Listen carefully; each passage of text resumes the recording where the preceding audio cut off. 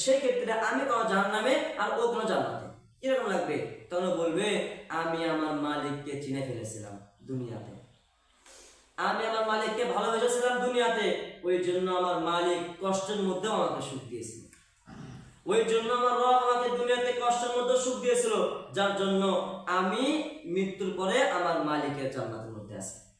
যদি তোমাদের সঙ্গে চলাফেরা করেছি, তোমাদের সঙ্গে কানাদানা করেছি, তোমাদের সঙ্গে লেখাপড়া করেছি, যদি আমি তোমাদের মতোই হইতাম, মালিককে না চিনতাম, তাহলে তোমাদের সঙ্গে আজকে আমাকেই জাহান্নামে থাকতে হতো।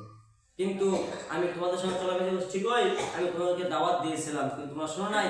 আজকে আমি আমার মালিকের পথে চলেছি, আমার মালিক আমাকে ভালোবেসেছে, তার জন্য সেই দয়াতে আমি আমার মালিকের জান্নাতে আছি। তোমরা মালিককে ভালোবাসো নাই, তোমরা মালিককে ভয় করো নাই, তোমরা মালিককে ভয় করে চলো নাই, সেই ক্ষেত্রে তোমরা জান্নাতের মধ্যে আসো, স্বাভাবিক এটাই।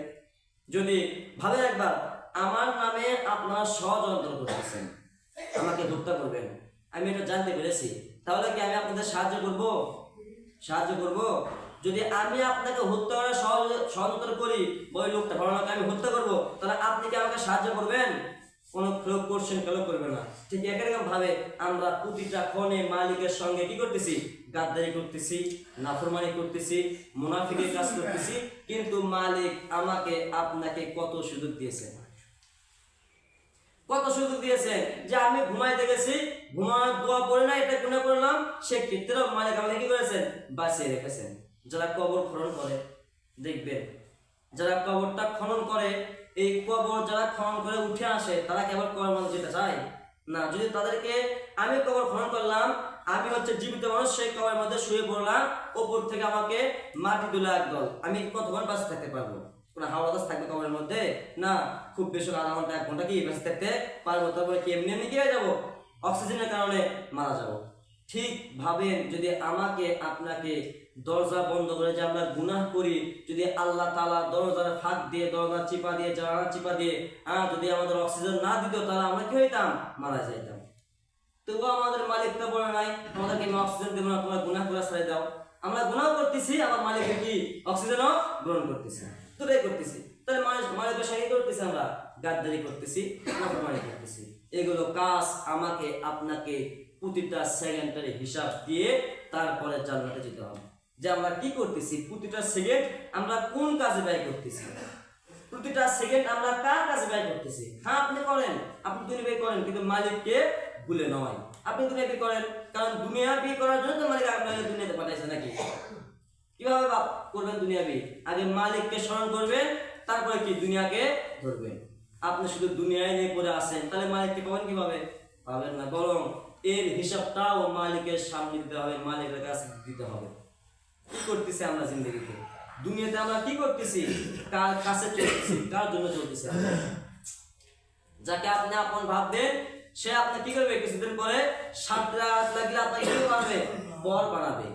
7 আঘাত লাগলে আপনি আপনার ছেলেকেও চিনবেন না, আপনি আপনার মেয়েকেও চিনবেন না, আপনি আপনার সন্তানকেও চিনবেন না, আগে আপনার স্বার্থ বাঁচবে। ঠিক আমাকেও আপনাকেও আল্লাহ তাআলা দুনিয়াতে প্রেরণ করেছেন আগে আমার আল্লাহর ইবাদত করার জন্য, আগে আমার মালিকের হুকুমটাকে কি করার জন্য? মানার জন্য। যদি আমি আমার মালিকের হুকুমটাকে না মানি, যদি আমার মালিকের হুকুম অনুসারে না চলি, তাহলে অবশ্যই আমাকে আপনাকে তার সামনে যেতে হবে, আর তার সামনে কি হিসাব দিতে হবে। আমরা দুনিয়াতে কি করেছি তার হিসাবটাও দিতে হবে। শুধু দিতে হবে না, লক্ষ লক্ষ কোটি কোটি মানুষের সামনে, যেরকম আমার টিভির মধ্যে ছবি দেখা হয়, সিনেমা দেখা হয়, ঠিক আমাকে আপনাকে লক্ষ লক্ষ কোটি কোটি মানুষের সামনে আমাদের সিনেমা দেখাবে। দেখো তোমরা 50 বছর 60 বছর কি করেছো, তোমাদের সিনেমা তোমরাই দেখো। আজকে তোমাদের সিনেমা তোমরাই দেখবা, তোমরাই জাজ করবা, তোমরা জাজ করবে তোমাদেরকে মাফ করা যায় কি যায় না, তোমরাই বলবা। তখন আমি আর আপনি শুধু নাফসি নাফসি করে থাকবো, আর নিজ মুখে একবারে নিচু জাতি হয়ে থাকবো। যেখানে আমার রাসূল বলেছে, আমার উম্মতের মতো সলিড, আমার উম্মতের মতো ভালো মানুষ, আমার উম্মত, আমি রাসূল জান্নাতে না যাওয়া পর্যন্ত নবী তো দূরের কথা, কোন নবীর উম্মত কোন নবীও কি জান্নাতে প্রবেশ করতে পারবে না। আমি ঢুকবো, তারপরে আমার উম্মতদেরকে ঢুকাবো, তারপরে অন্য অন্য নবীদের পাবো। কিন্তু সেক্ষেত্রে আমরা কি রাসূলের সঙ্গে বেঈমানি করতেছি, আল্লাহর সঙ্গে কি করতেছি? দুশমনি করতেছি। ভাবুন যে আল্লাহ তাআলা আমাকে আপনাকে সুন্দর চেহারা দিয়েছে, যাকে অন্য কাউকে দেয় নাই। এই চেহারা শুকরিয়া যদি আমরা কিয়ামত পর্যন্ত আদায় করি তাহলে কি শুকরিয়া আদায় করা শেষ হবে না।